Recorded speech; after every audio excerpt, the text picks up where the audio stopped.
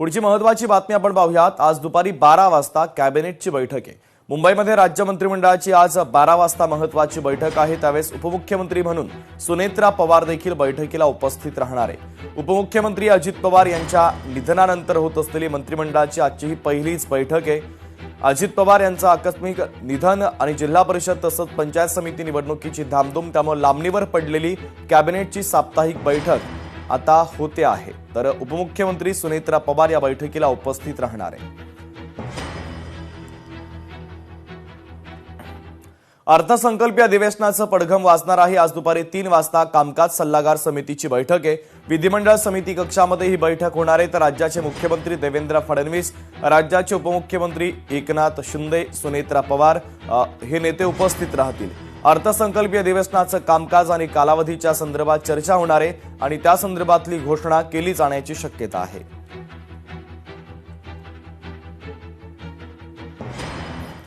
बाबा सिद्दीकी हत्या प्रकरणी आज सेशन कोर्टामध्ये महत्त्वाची सुनावणी आहे। हत्या प्रकरणातील 27 आरोपींना सेशन कोर्टामध्ये हजर केलं जाणार आहे। दुपारी 12 वाजल्यानंतर सेशन कोर्टामध्ये आरोपींना हजर केलं जाईल। कोर्ट काय निकाल देतं, कशा पद्धतीची सुनावणी होते आणि कसा युक्तिवाद होतो हे पाहणं तितकंच महत्त्वाचं असेल।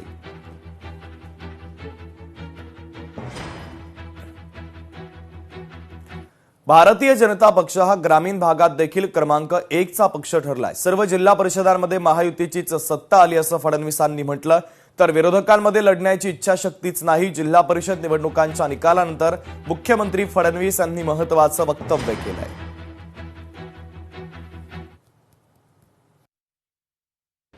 आम्ही ग्रामीण भागात विधानसभेत अतिशय चांगला विजय प्राप्त केला होता, पण यावेळी मात्र त्याहीपेक्षा मोठा विजय मिळालेला आहे।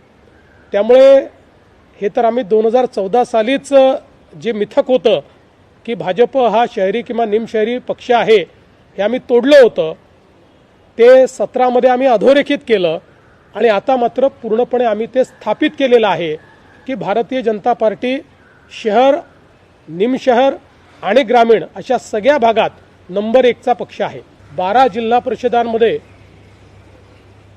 भारतीय जनता पार्टी पुन्हा एकदा सर्वात मोठा पक्ष म्हणून या ठिकाणी स्थापित झालेला आपल्याला पाहायला मिळतोय आणि 12ही जिल्हा परिषदांमध्ये महायुतीचीच सत्ता येईल हे आता अतिशय स्पष्ट झालेलं आहे। 2017चा रेकॉर्ड हा भाजपने तोडलेला आहे। अजून निकाल पूर्ण व्हायचे आहेत, पण घोषित झालेल्या निकालांमध्येच 236 जागा या भाजपला मिळालेल्या आहेत। मला असं वाटतं की मुळामध्ये विरोधकांमध्ये जी लढण्याची एक शक्ती पाहिजे किंवा लढण्याची जी इच्छाशक्ती पाहिजे, त्या इच्छाशक्तीचा कुठेतरी अभाव दिसतोय। शेवटी विरोधी पक्षात काम करत असताना जनतेमध्ये जाऊन आपल्याला त्या ठिकाणी काम करावं लागतं, जनतेचा आवाज बनावा लागतो। पण विरोधी पक्ष हा केवळ माध्यमांमध्ये दिसतो, विरोधी पक्ष कुठेही जनतेत दिसत नाही। महाराष्ट्रानं